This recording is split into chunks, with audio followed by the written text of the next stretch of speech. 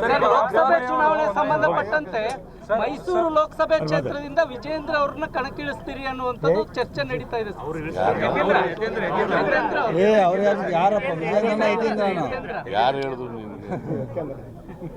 ಯಾರು ಹೇಳಿದ್ರೆ ನಾನು ಹೇಳಿದ್ದೀನಾ?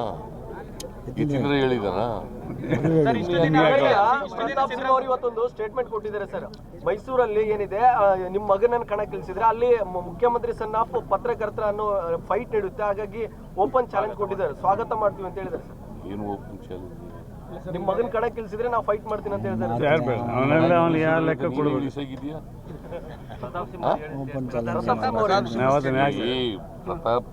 ಪ್ರತಾಪ್ ಸಿಂಹ ಏನಾದ್ರು ಹೇಳಿ ಅವನಿಗೆ ಹೆದರಿಕೆ ಶುರುವಾಗ್ಬಿಟ್ಟಿದೆ, ಸೋಲ್ತೀನಿ ಅಂತ.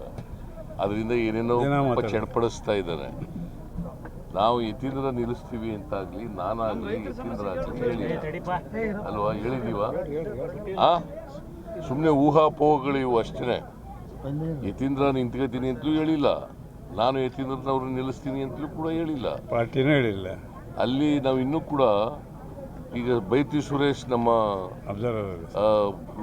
ಅರ್ಬನ್ ಡೆವಲಪ್ಮೆಂಟ್ ಮಿನಿಸ್ಟ್ರು ಅವರು ಹೋಗಿದ್ರು ಅಬ್ಸರ್ವರ್ ಆಗಿ.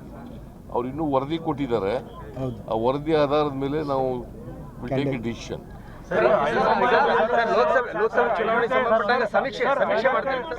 ಒಬ್ರು ಮಾತಾಡಿ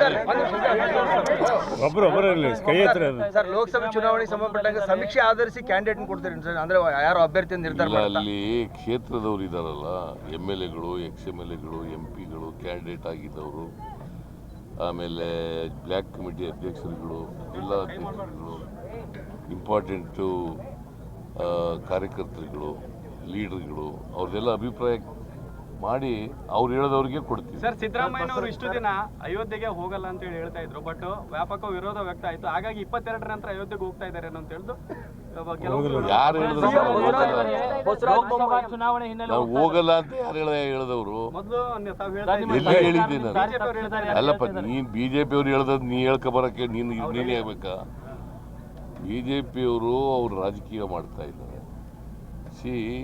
ಅಯೋಧ್ಯದಲ್ಲಿ ಶ್ರೀರಾಮಚಂದ್ರನ ಪ್ರತಿಮೆ ಪ್ರತಿಷ್ಠಾಪನೆ ಮಾಡಲಿಕ್ಕೆ ನಮ್ಮದೇನು ವಿರೋಧ ಇಲ್ಲ, ಆದರೆ ರಾಜಕೀಯ ಮಾಡಬಾರ್ದು. 22ನೇ ತಾರೀಕು ರಾಜಕೀಯ ಮಾಡೋಕ್ಕೆ ಹೊರಟಿದ್ದಾರೆ.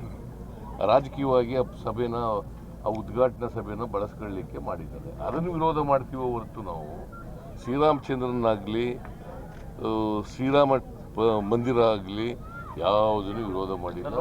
ನಾನು ಎಲ್ಲೂ ಕೂಡ ಅಯೋಧ್ಯೆಗೆ ಹೋಗ್ತೀನಿ ಅಂತಾಗಲಿ ಹೋಗಲ್ಲ ಅಂತ ಆಗಲಿ ಹೇಳಿಲ್ಲ. ಯಾರಪ್ಪ ಹೇಳಿದ್ದೀನಿ ಎಲ್ಲಾದ್ರು? ನೀವೇ ಎಲ್ಲರೂ ಹುಟ್ಟಿಸ್ಕೊಂಡು ಕೇಳಿದ್ರೆ ಏನು ಮಾಡಬೇಕು? ಕೇಳೇ ಆಗಲಿ, ಇದು ಕೇಳ್ಬಿಟ್ಟು ಆಲೇ ಜಂಪ್ ಮಾಡಿಬಿಟ್ಟೆ ನೀನು ಅಲ್ಲಿಗೆ.